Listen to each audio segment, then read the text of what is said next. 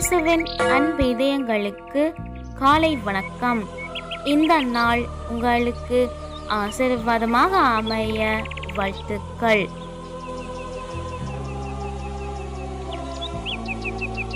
இப்புதிய நாளுக்கான ஆசீர்வாத இறைவசனம் எசாயா அதிகாரம் 44 இறை வார்த்தை 3. தாகமுற்ற நிலத்தில் நீரை ஊற்றுவேன், வறண்ட தரையில் நீரோடைகள் ஓடச் செய்வேன். உன் வழித்தோன்றல்களுக்கு நான் ஆசி வழங்குவேன். அற்புதமே அதிசயமே